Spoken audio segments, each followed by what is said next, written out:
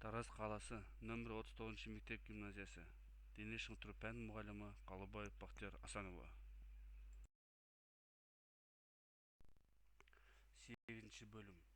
Қозғалыс белсенділігі арқылы денсаулық және фитнес. Сабақ тақырыбы. Жалпы бөлім бойынша түсінік және қауіпсіздік ережесі. Сабақтың мақсаты. Денсаулықты нығайтуға бағытталған дене жаттығулар кезіндегі болуы мүмкін қауіп-қатерлерді анықтай білу.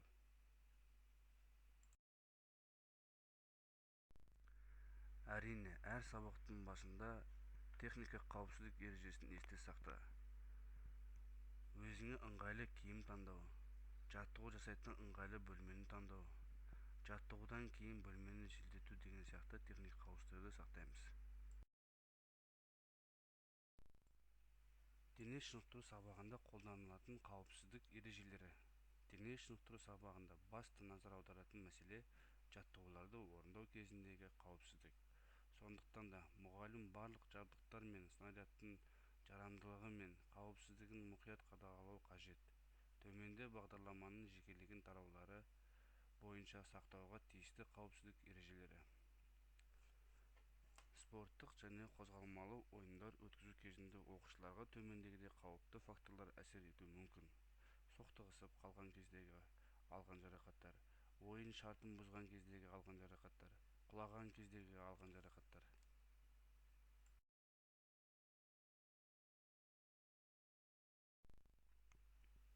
Жалпы дене жаттығуы. Қатардағы жаттығулар бұрылыстарды біркелкі орындау, аяқтың ұшын, өкшесін дұрыс пайдалану. Жүрістегі жаттығулар, жүгіру, жолы немесе үлкен бос кеңістік, ысқырық секунды өлшегіш. Жаттығуларды біркелкі дұрыс орындау. Жүрістегі жаттығулардан жүгірістегі жаттығуларға көшу. Баяу, жеңіл жүгіру, арақашықтықты сақтау, қол кеуденің алдында, аяқтың ұшымен жүгіру. Мұрынмен тыныс алу. Жүгірістегі жаттығулар бірте-бірте ақырындап жүріске көшу. Кең тыныс алу. Жүрістен үш лекпен бұрылып, үш қатарға тұру. Және де бір орында жаттығуды жасау. Әр жаттығуды 1-2-3-тен қайталауға болады.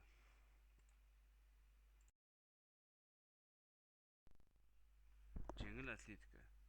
Дене шынықтыру және спортпен шұғылданған кезде табанына резина аяқ киім кию керек. Қысқа қашықтарда тек қана өз жолымен жүгіру қажет.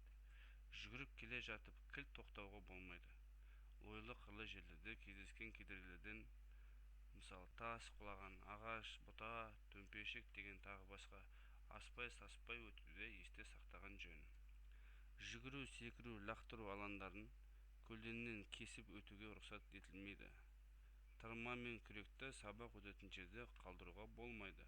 Тырма, күректі және тағы басқаларды жабдықтардың үшкір жағын жүзін қаратып қоюға болмайды. Спорт құралдарын граната, диск, найза тағы басқа лақтырғанда лақтыру бағытында адамның болмауын қарап бақылап алу қажет. Ұзындыққа, биіктікке секірер алдында шұңқырдағы құмды майлап қопсытып алу керек. Лақтырушының оң жағында тұруға құралдарды рұқсатсыз алуға болмайды. Лақтырған ядроны қағып алуға болмайды. Және ядроны лақтырар кезде жерге түсіріп алудан сақтану керек. Жауын-шашын күндері лақтыратын құрал-жабдықтарды мұқият сүртіп қорғатқаннан кейін пайдалану керек.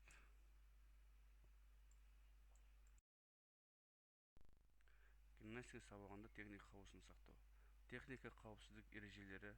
Акробатика, алдыға, артқа домалау акробатикалық жаттығулар орындаудың техникасын үйрену барысында жүйелілікті қатаң сақтау керек. Алдыға, артқа домалап түсудің техникасын үйренуге көшуден бұрын аяқ-қолды бауырға алудың және домалап түсудің техникасын жақсы меңгеріп алу қажет. Біріншісі, қолды жерге тірей жерден отырудан алға қарай домалап түсу. Осы тәсілмен тек аяқты айқастырып отыру қалпынан алға қарай домалап түсу. 2-3 және одан да көп домалап түсу орындау және секіру, қарғу түрліше бұрылу тәсілдерін орындап үйрету. Қолды жерге тіреп және тіремей отыру қалпынан артқа қарай домалап түсу. Осы тәсілмен тек қолды жерге бирөө жүрөлөп отурган калыптан аунап түсүү, окуучуларга кезек жасатуу. Спорт оюндары сабактарынын коопсуздук эрежелери. Баскетбол сабагында мына төмөндөгү коопсуздук эрежелер сакталуу керек. Топ уштап турган каршылашын итерүүгө болбойт. Топту колго уштап жүгүрө жөнөлүүгө болбойт. Ону тек жерге ура ыршытып алуу керек.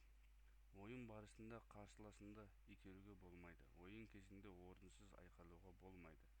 Топту ыршытып алып келе жаткан каршылашынды итерүүгө колун кагууга болбойт. Топту каршылашынан тартып алуу үчүн катарлашып келе жаткан тек топту гана кагууга болот. Топту кагып алуу. Топту міндетті түрдө эки кол менен кагып алуу керек. Себеби бир колдогу допту каршылашын кагып жиберүү мүмкүн. Кагып алуу кезинде саусактарды толук ачып уштоо керек. Колдогу допту каршылашын таратып алмасы үчүн бир аякты козгалтпай экинчи аякпен айнала бурулуп коргонуу керек. Кез келген оюнчу допту кагып алган бетте алга карай козголууга тырышат. Ондай мүмкүндүк болмаса, яғни каршылашы илгери жибермесе, допту әріптесіне дәл берүүгө аракеттенген жөн.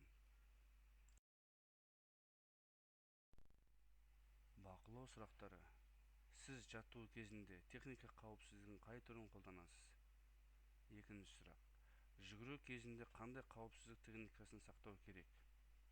Үчүнчү сурак. Козголмалуу оюн кезинде кандай кооптуу факторлор асер этүүгү мүмкүн? Төртүнчү сурак. Жеңил атлетика кезинде кандай эрежелерди сактоо керек?